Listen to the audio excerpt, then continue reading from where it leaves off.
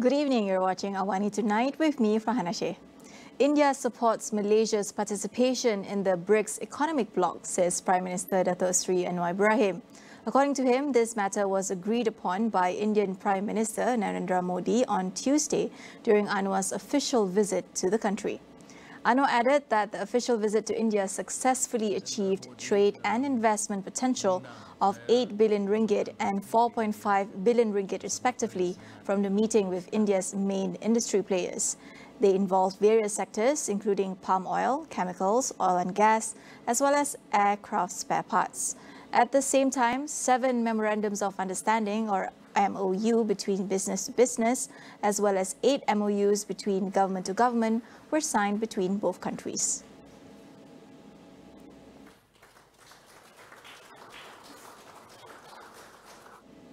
In other news, Bukit Aman is hunting 10 more members of a robbery gang linked to a foreign suspect killed in a firefight with police near Bandar Sunway yesterday.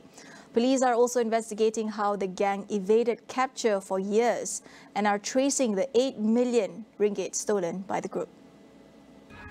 The suspect, shot dead on the scene, has been confirmed as part of an armed robbery gang from an African country.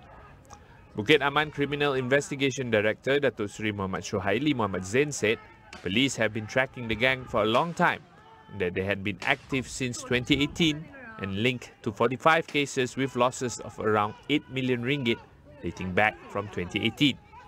The gang would operate by offering various transactions, including selling jewelry, conducting foreign exchange and other investments on social media to victims. Shohaili warned that the group is armed and highly dangerous. All border exit points have been alerted about the suspect who may attempt to change passports.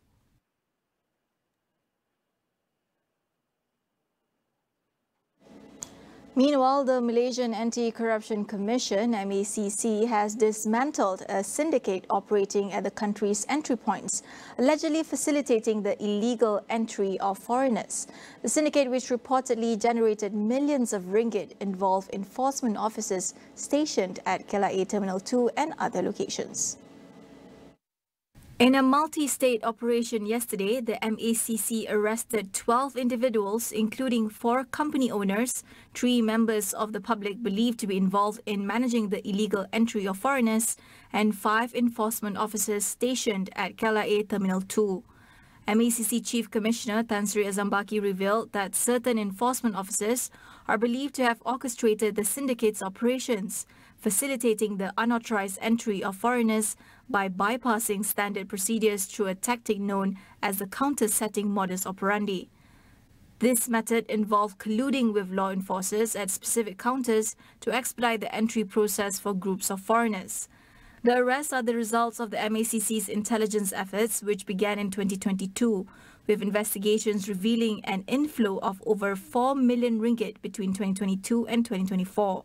These funds are suspected to have been payments for facilitating illegal entries, some of which were allegedly distributed to the involved enforcement officers. Police says the level of missing person cases in the country is still under control. According to Bukit Aman Criminal Investigation Director Datuk Seri Muhammad Shohaili Muhammad Zain, over 90% of the cases were successfully resolved by the police, with most cases involving teenagers running away from home. Sekarang ini arahan daripada saya, setiap kes orang hilang, terutama kanak-kanak, pihak JSJ harus bertindak segera. Dia punya orang panggil stigma bahawa orang hilang ni perlu menunggu 24 jam itu untuk orang awam membuat laporan, saya rasa tak wujud. Ya. So sekiranya orang sesiapa pun hilang sesiapa, ahli keluarga atau dan menyangka atau mengesyaki ada perbuatan jenayah, dimohon untuk membuat laporan seberapa cepat yang mungkin.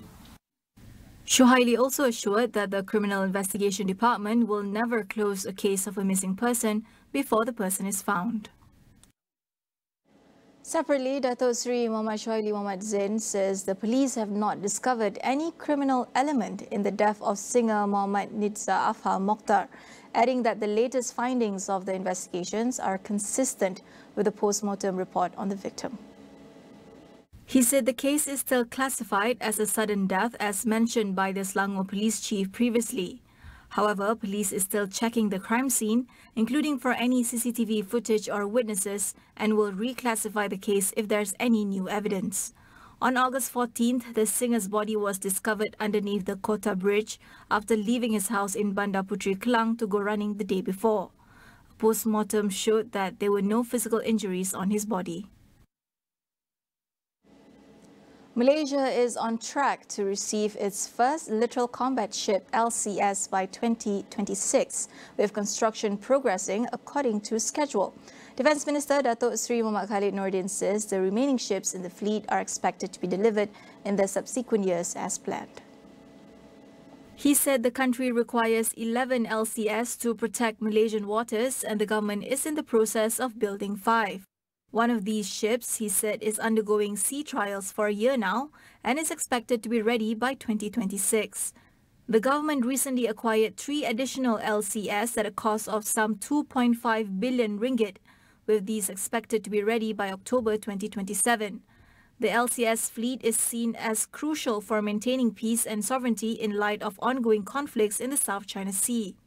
The LCS project has faced scrutiny due to significant delays and budget overruns, with costs escalating from an initial 6 billion ringgit to 11.22 billion ringgit. The delivery target was also reduced from 6 to 5 vessels. The Education Ministry will add 11 more comprehensive special model schools or K9 schools to tackle school dropout rates among students in remote areas. Deputy Education Minister Wong Kah-Woo says the ministry's daily school management division is currently carrying out groundwork, including in Sabah and Sarawak, to identify schools that can be used as K9 schools. This would raise the total number of K9 schools to 28. Kah-Woo said the final verification work will be carried out to ensure all recommendations can be brought to the ministry's highest management. He added that the time frame for the additional K9 schools should be realized when the new school sessions opens next year. K9 schools aims to reduce dropout rates by allowing students to remain in the same school from year 1 through Form 3, eliminating the need for transfers after year 6. We'll go for a quick break. Stay tuned for more.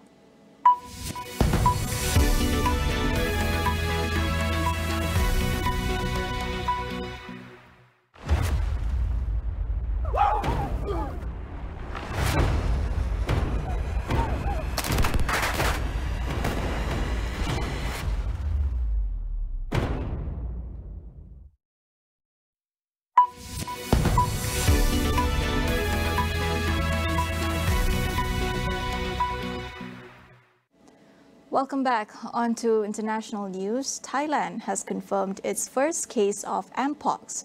According to the Disease Control Department, the patient, a European man, tested positive for the Mpox clade 1b virus after arriving from Africa last week. Authorities are closely monitoring 43 individuals in the country who may have come into contact with the patient. The DCD did not disclose the specific African country the man had visited, only noting that he had transited through a Middle Eastern country before arriving in Thailand.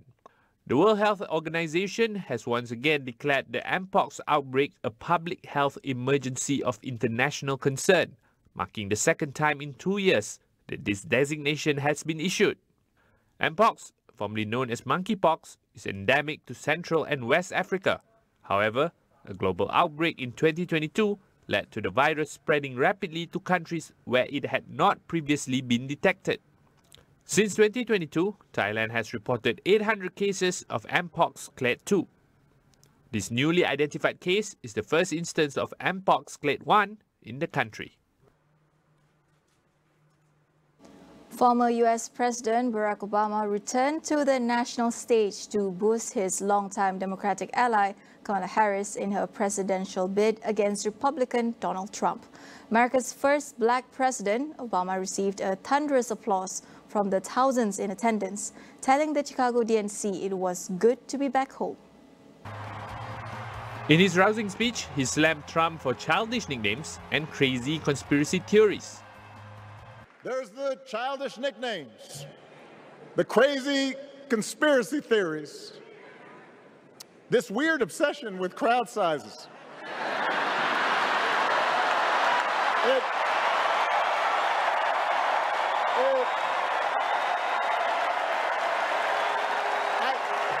It just goes on and on and on. The other day I heard someone compare Trump to the neighbor who keeps running his leaf blower outside your window every minute of every day.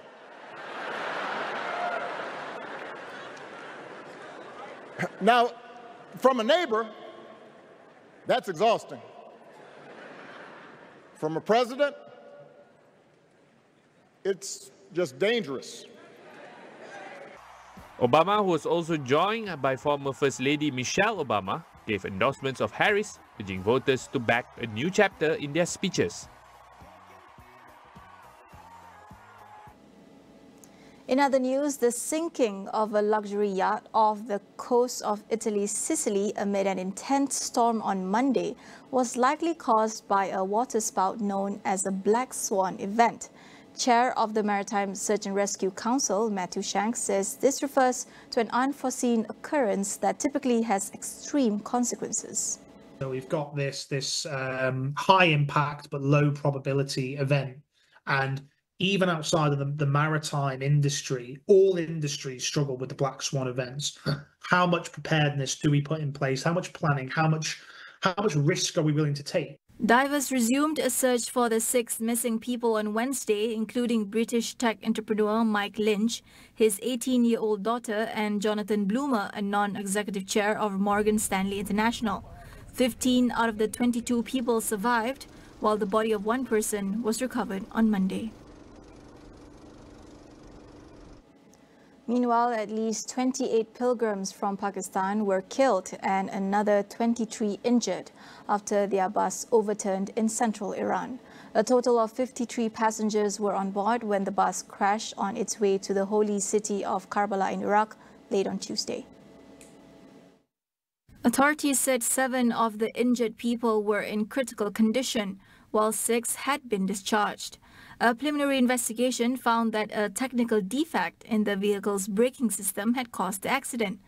Millions of Shia Muslims are currently taking part in the Arba'in pilgrimage.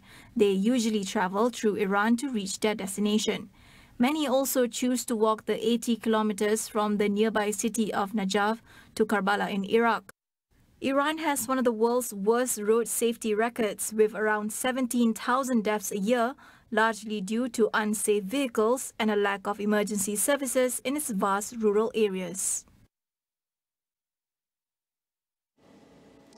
A 116-year-old Japanese woman named Tomiko Itoka is said to be named the world's oldest person by Guinness World Records. This follows the death of Spain's Maria Brañas Morera earlier this week at the age of 117.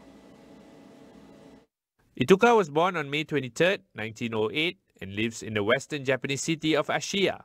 She has been Japan's oldest person since December 2023.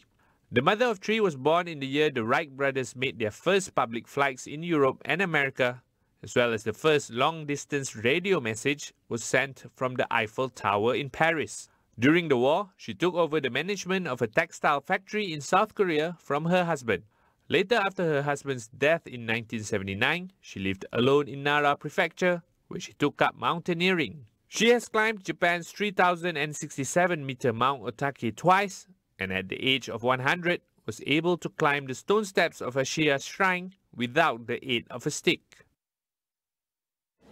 That is all we have for you on AWANI tonight. I am Farhana Sheikh. Thank you for watching.